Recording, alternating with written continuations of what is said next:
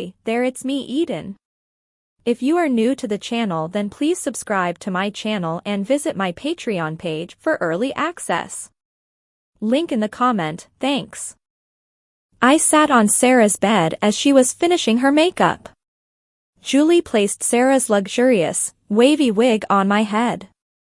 The back of the hairpiece was swept up to the crown, held in place by a few glittery clips here and there. Tiny ribbons of silver and peach hung from it and brushed against my cheek. Julie pulled out a few small hair clips to allow ringlets to fall down past my temple. I leaned over Sarah's shoulder to look in the mirror and worked the diamond earrings into my ears. Was Annie prettier than she was on her date with Roger last summer? Maybe. When I was done with my earrings, Julie placed the pearls around my neck that Mrs. Cameron had brought me. The wrist corsage was a surprise. Sarah slipped it over my wrist. You were driving away from the florist when Mom and I pulled in, she grinned. Peach blossoms with silvery ribbon coordinated beautifully with the rest of my look. I guess I'm wearing my low heels from last summer, right? I asked. I knew that my feet were larger than Julie's and that the heels she had worn with the gown wouldn't fit. Wrong, Sarah said. She pulled out a shoebox.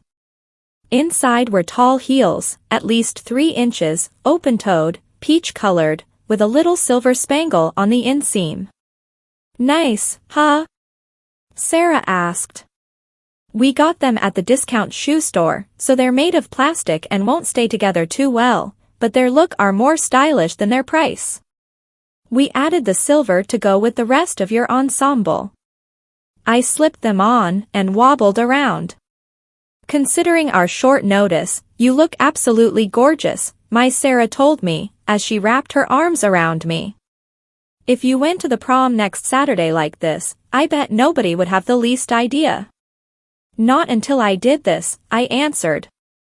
I reached down to kiss her and we joyously smeared 2 sets of lipstick. As I leaned up, she pulled my face down for another. Julie groaned. After we freshened up, we worked our way downstairs very carefully, me wobbling as much in my heels as Sarah Beth was on her artificial leg.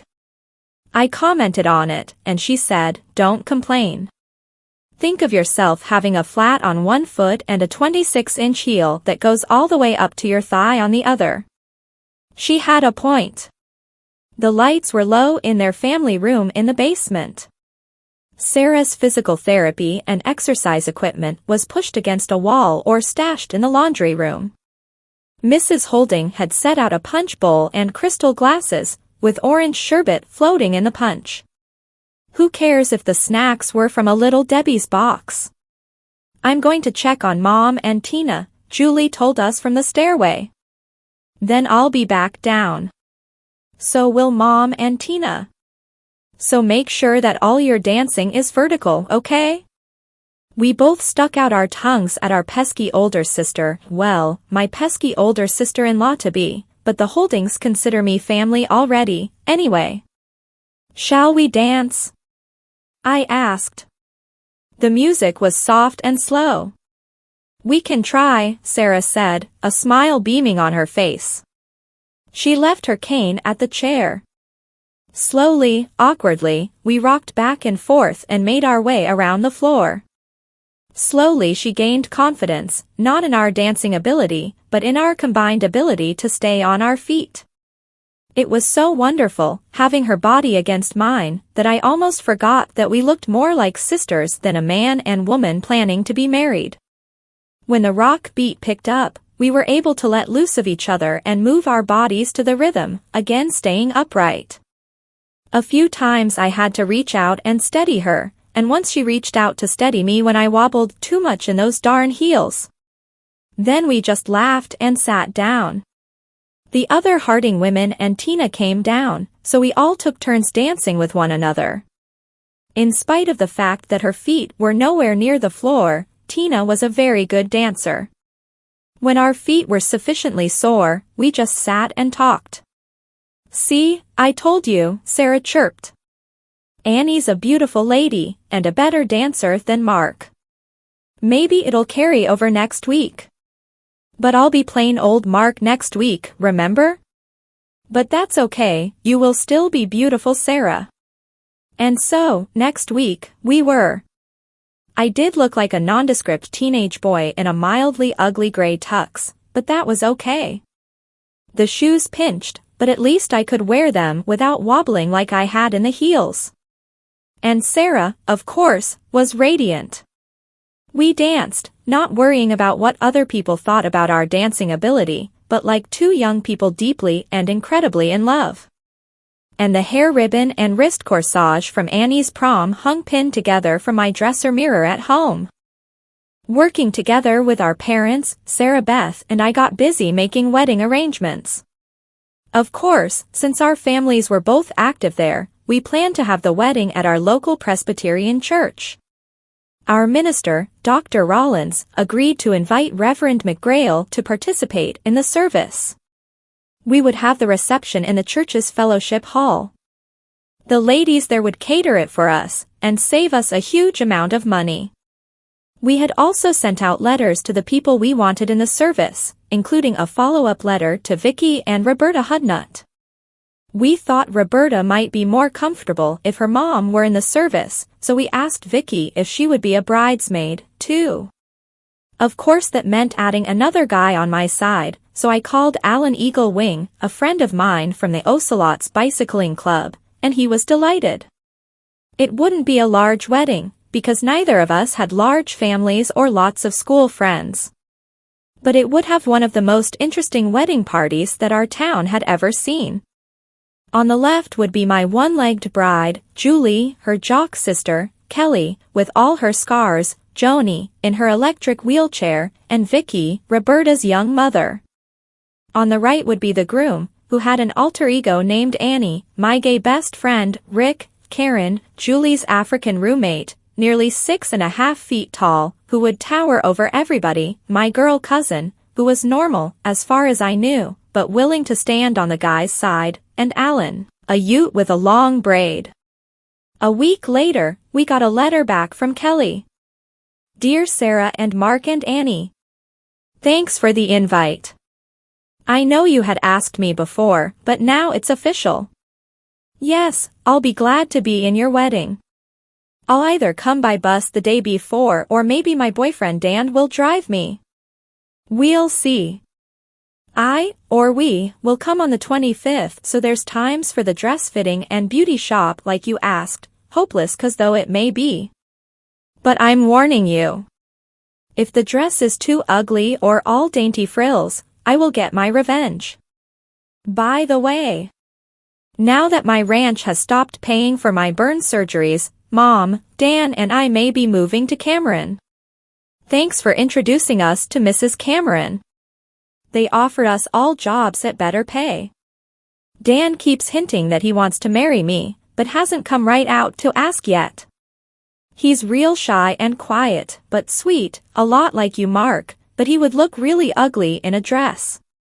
He doesn't have much book learning, but he knows a lot. So yes, I may be holding you two to your promise to be my bridesmaids. Actually, Sarah, you can be my matron of honor. I don't want Annie to be, 'cause she couldn't sign her name legal on the license, and I don't want any loopholes. Love you both. Kelly Cassidy. One April day, we went shopping for wedding rings.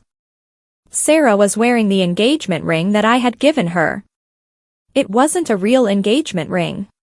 It was the diamond solitaire that Mrs. Cameron had brought me for my date with Roger. I had told Sarah that I wanted to buy her a new engagement ring, but she hadn't agreed right away. So we were going to look for wedding rings, anyway.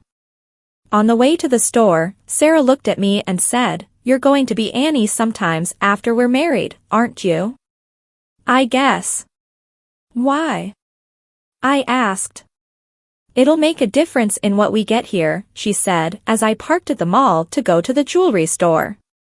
If you want to buy me a new engagement ring you can, if it's not anything too big that you can't afford. But if I do, it's because I want Annie to have the solitaire back. They can stretch it here for your ring finger size. I'll tell them it's for my sister. We'll try to get you a wedding ring narrow enough to be unisex, and one that goes with the solitaire. Annie's going to be married to me too, so it's only right that she has rings. And if Annie goes out in public, I want guys to know she's married so they don't try to hit on her. Yes, ma'am, was all I could say. Hello? Holdings. This is Sarah. Sarah, hi. I'm glad you're up. Oh, hi, Marco. Just barely. Whatcha want? What I want is for you to put on your shrink hat and listen to me tell you about my dream. Okay, sure. What did you dream about the night before graduation? Getting your diploma in the buff? No, but that's a good idea. Actually, I was Annie last night. I was at my dresser, getting ready to go to church, I think. I had a white, frilly top on. Anyway, my hair was straight, like mine is, and long, below my shoulders, so I took the hair hanging down in front, lifted it back, twisted it, and clamped it behind my head, like I knew what I was doing. I put on earrings and a necklace, silver and turquoise. My nails were long and turquoise, too. I touched my breasts, they were real, and realized that they were getting bigger, getting ready. And below those two lumps was one huge one. Mark. You were pregnant. Well, Annie sure was. I was just getting up when you came walking in through a door that wasn't there before. You were on crutches, without your prosthetic, wearing a man's Sunday suit, but you were taller, had a crew cut, and a cute little mustache. But the face was definitely you. Freckles and all. So I was your husband, wow. You were my husband Seth, that's what I called you. You patted my tummy and asked if the kids were ready for church. I teased you that Luke was ready, but Lanny couldn't make up her mind what to wear. That's what we decided to name them. You mean we were having twins? Yeah, a boy and a girl. And I said that I was glad my husband was a doctor, so if they came a couple of days early, he could deliver them right there in church. You hugged me, sort of sideways since my tummy was so big, and you kissed me, and I thought about your mustache tickling, but I couldn't feel it since it was only a dream, then I woke up. Annie, that was beautiful. Thanks for thinking to call me about it. I'm Mark, remember? Now, anyway. So what do you think, shrink? Sarah had told me that when it came time to specialize in her medical training, she might be a pediatrician, a research doctor, or a psychiatrist. Vel, let me think, she said, laughing, then dropped the fake accent. Going to church probably meant you were thinking about graduation, both being ceremonies and rituals and stuff. I think it's neat that if you were Annie I was your husband, because you'd assume we'd be together. Female parts of your own identity. How did you feel when you woke up? Okay, I guess. I didn't wake up screaming. Actually, I was afraid to tell her that I woke up feeling really, really contented and high, like when I had an endorphin rush on long bike rides. You probably would have woken up screaming if you and Seth had gone to church and you started delivering right there in the pew. I chuckled. That's a fact. Two things come to mind. First of all, is there a history of multiple births in your family? No, not that I know of. Us, neither. Good. Because if there are ever multiple births in our family, I will not do it. It will have to be Annie that will carry them and deliver them. That's impossible, isn't it? I hoped so. I will be a doctor. I will find a way to make it happen. Sometimes you scare me. Second thing. Thank you telling me about your dream gave me a sign. A sign? Yes. It helped me make up my mind what I'm going to do when I have to speak at graduation. I'm taking my crutches. Good girl, I said. I'll be rooting for you. I know you will. Bye. Love. I hung up and began to get dressed. This was the first time I dreamed about really being Annie since our days at Hope Haven, at least as far as I remember. Some dreams are quickly forgotten. I had a feeling this one would stay with me. Please subscribe for the next part. And visit my Patreon page for early access.